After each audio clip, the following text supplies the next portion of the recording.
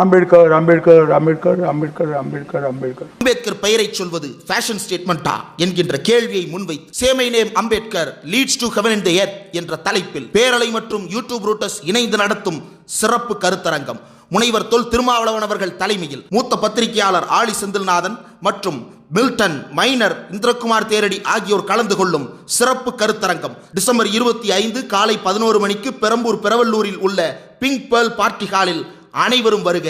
Tribes நேயர்களுக்கு வணக்கம். சாட்டை துரைமுருகனின் ஆபாச ஆடியோ ஒன்று வெளியாகியுள்ளது. அது மட்டும் இல்லாமல் பெண் ஒருவரை வைத்து பிளாக்மெயில் பிசினஸ் செய்வதாகவும் குற்றச்சாட்டுகள் எழுந்துள்ளது. இதை பத்தி தான் இந்த வீடியோவில் நம்ம பார்க்க போறோம். இதை பத்தி பேசுறதுக்காக திரு கரிகாலன் அவர்கள் நம்மோடு இணைந்துள்ளார். வாருங்கள், அவரோட பேசுவோம். வணக்கம். வணக்கம் அரவிந்த். திருச்சி சூர்யா அவரோட எக்ஸ்தலத்தில் சாட்டை துரைமுருகன் பேசுவது போல ஒரு ஆபாச ஆடியோ வெளியிட்டிருக்கிறார். அந்த ஆடியோட பின்னணி என்ன? அதாவது மாமா பயலை பத்தி ஊருக்கே தெரியும். சாட்டை துரைமுருகனுக்கு மாமா பயல் அந்த பெயர் எதற்காக இருக்கிறது அப்படின்றது எல்லாருக்குமே தெரியும்.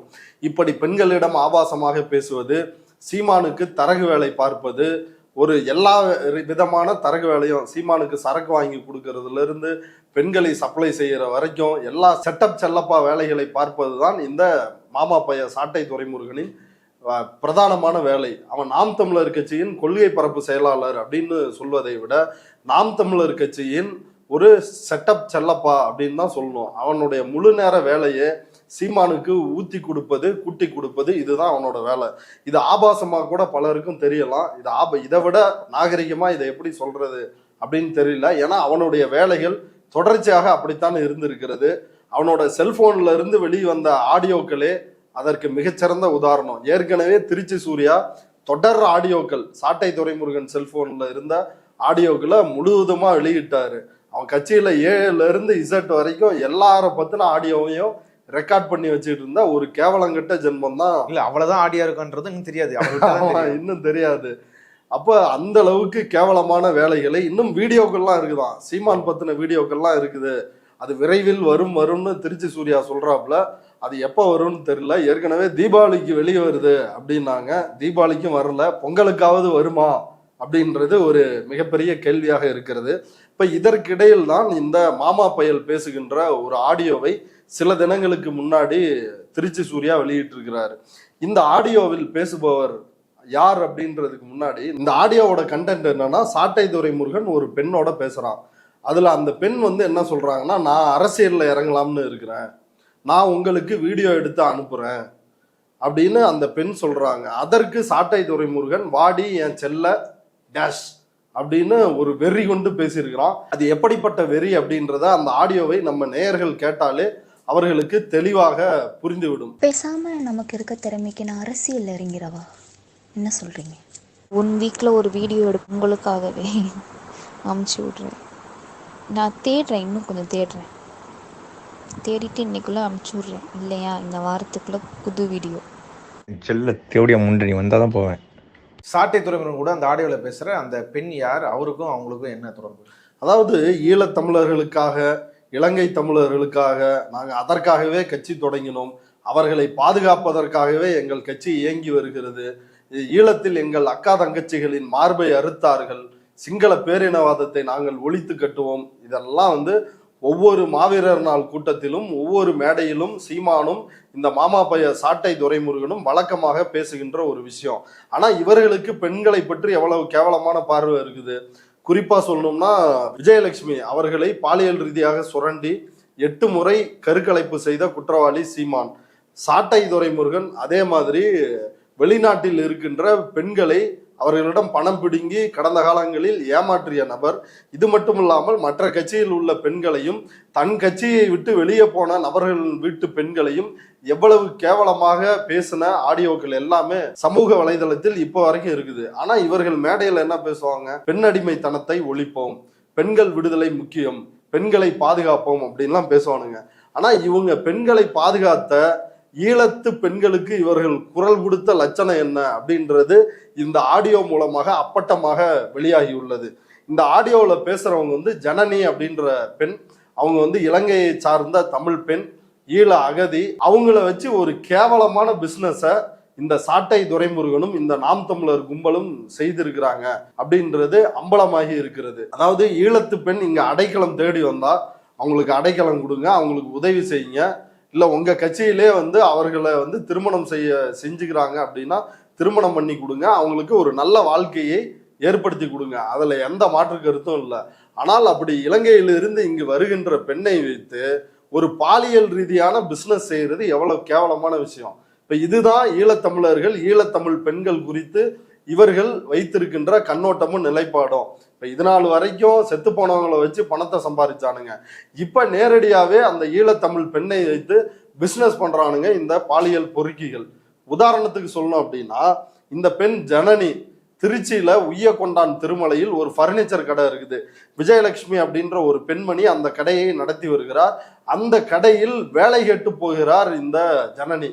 எனக்கு அம்மா இல்லை, அப்பா இல்லை, எனக்கு எந்த சொந்த பந்தமும் இல்லை, நிராதரவாக இருக்கிறேன், எனக்கு வேலை கொடுங்கன்னு கேட்குறாங்க. அந்த அம்மாவும் இந்த ஜனனிக்கு சேல்ஸ் உமன் பொறுப்பை வந்து தர்றாங்க, வேலைக்கு சேர்த்துக்கிறாங்க.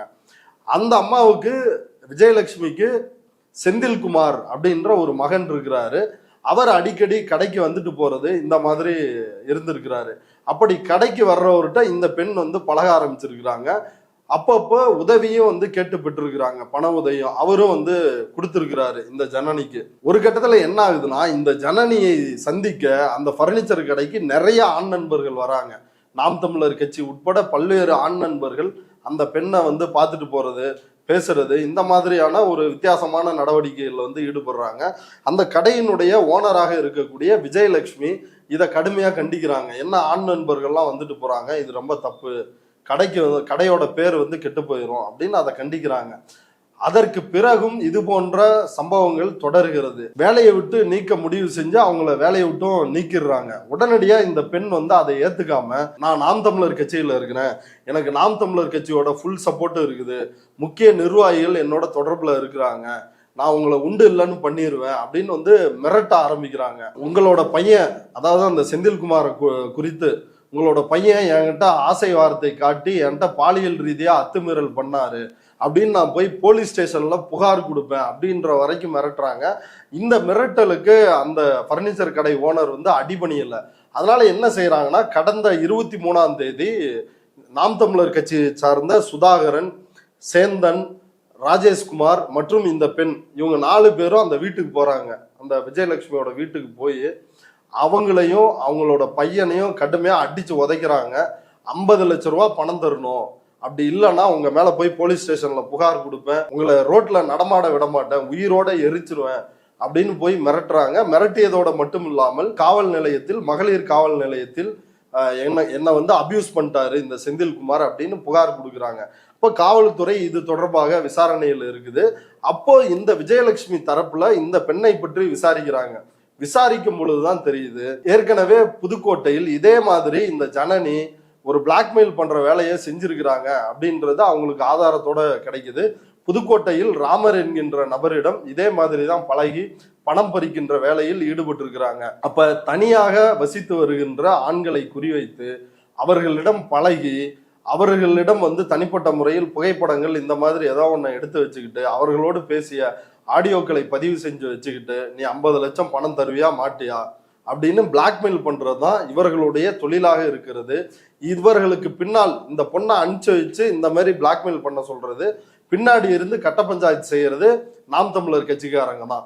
அதுவும் சாதாரண அந்த உள்ளூர் நிர்வாகிகள் கிடையாது, இவங்க எல்லாருமே திருச்சியை சார்ந்த நபர்கள். இந்த 3 பேரும், ராஜேஷ்குமார், சுதாகர், சேந்தன் அப்படின்றவங்க, இவங்க திருச்சியை சார்ந்த சாட்டை துரைமுருகனுக்கு மிக நெருக்கமானவர்கள், சீமானுக்கும் நெருக்கமானவர்கள். சீமானோட இவர்கள் எடுத்துக்கொண்ட தனிப்பட்ட புகைப்படங்கள் எல்லாமே இப்ப வெளியாயிருக்குது சமூக வலைதளங்கள்ல.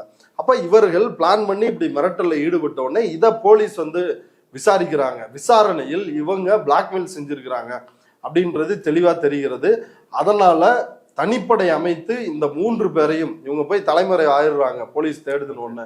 இந்த 3 பேரையும் போலீஸார் வந்து கைது பண்ணி இருக்கிறாங்க. அப்ப இதுதான் இதனுடைய பின்னணி. எவ்வளவு கேவலமாக இந்த சாட்டை துரைமுருகன் கும்பல், இந்த சீமான் கும்பல் ஒரு டீமா இருந்துகிட்டு பணம் பறிக்கிற வேலையில ஈடுபட்டு இருக்கிறாங்க. அதுவும் பெண்ணை வைத்து ஒரு ஆபாச தொழிலை நடத்தி இருக்கிறார்கள் இந்த கேவலமானவர்கள். ஆனா இவனுங்க தான் வந்து பெண் உரிமை, பெண்களை பாதுகாப்பேன். அதுவும் பாருங்களேன், ஈழத்தமிழர்களுக்காக மேடை தோறும் கண்ணீர் வடித்து கொண்டு அதே ஈழத்தமிழ் பெண்ணை வைத்து இந்த மாதிரி ஒரு பிஸ்னஸ் பண்றானுங்கன்னா இவனுங்க எவ்வளவு எக்ஸ்ட்ரீமுக்கு போயும் பணம் சம்பாதிக்கிறது மட்டுமே நோக்கம் அப்படின்றதுல இருக்கிறாங்கன்றது தெளிவா புரியுது. பொதுவாகவே பாஜகவில் இருப்பவர்கள் தான் இந்த மாதிரி வேலையில வந்து ஈடுபடுவானுங்க.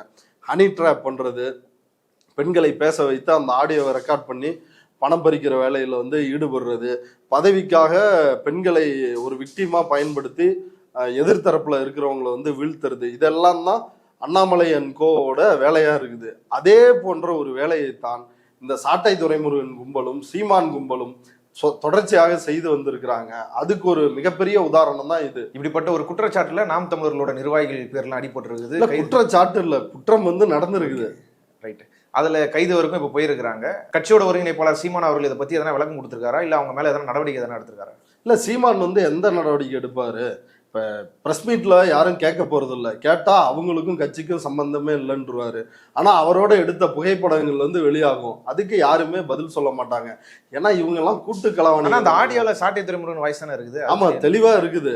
ஆனா அப்படி எந்த நடவடிக்கையும் எடுக்க மாட்டாங்க. கடந்த காலத்துல ஏற்கனவே பார்த்துட்டோம், ஆதாரத்தோட இவர் எஸ்பி வருண்குமாரோட ஃபேமிலியை திட்டினானுங்க. அந்த அவங்க எந்த பொறுப்பில் இருக்கிறாங்கன்ற வரைக்கும் செய்தி குறிப்பா காவல்துறை வெளியிட்டுச்சு. ஆனா சீமான் என்ன சொன்னாரு, அவங்களாம் எங்க கட்சிக்காரங்க இல்லை அப்படின்ட்டாங்க. இந்த மாமா பையெல்லாம் அதான் சொன்னான்.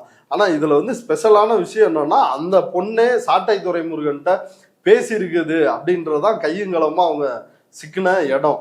அதுலதான் வந்து இந்த அசைன்மெண்ட்டை முடிச்ச உடனே இங்க 50 லட்சம் ரூபாய் ஆட்டையை போட்ட உடனே அந்த பெண்ணை வந்து தன்னுடைய நிறுவனத்திலேயே வேலைக்கு எடுப்பதாக சாட்டை துரைமுருகன் வாக்குறுதி கொடுத்திருக்கிறார். அந்த வாக்குறுதியின் பேரில் தான் தினசரி இந்த சல்லாப ஆடியோக்களை வந்து அவங்க மாறி மாறி பேசியிருக்கிறாங்க. அதுலதான் இந்த பெண் சாட்டை துரைமுருகன்ட்ட கேட்குறாங்க, நான் அரசியல்ல இறங்கலான் இருக்கிறேன் அப்படின்றாங்க.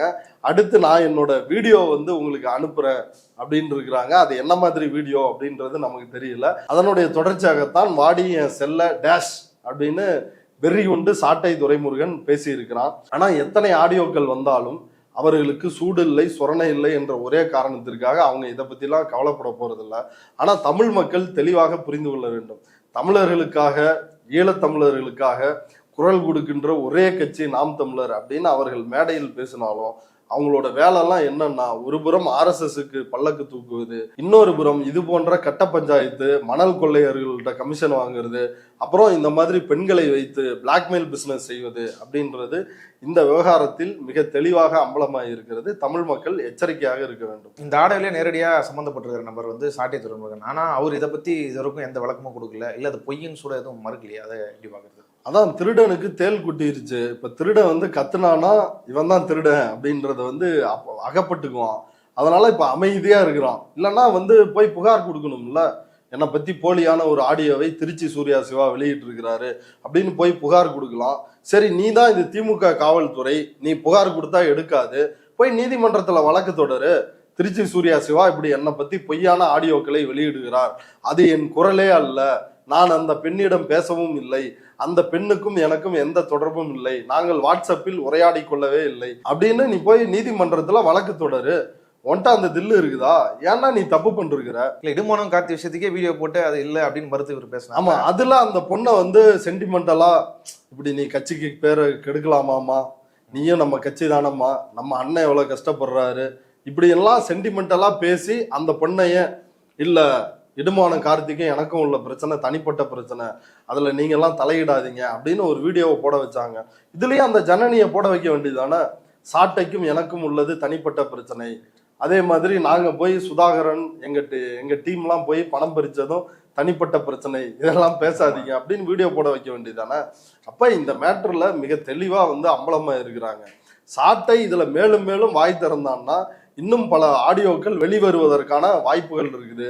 அதனாலதான் சாட்டை வந்து பொத்திக்கிட்டு இருக்கிறான். நம்ம என்ன சொல்றோம்னா, தில்லு இருந்தா இதுல வாயை திறந்து பேசுறா சாட்டை, ஏன்டா மாமா பையிலே வாயை பொத்திக்கிட்டு இருக்கிற அப்படின்றதான் நம்முடைய கேள்வி. இவ்வளவு நேரம் இந்த செய்தி குறித்து உங்க கருத்துக்களை பகிர்ந்து கொண்டதுக்கு நன்றி. நன்றி.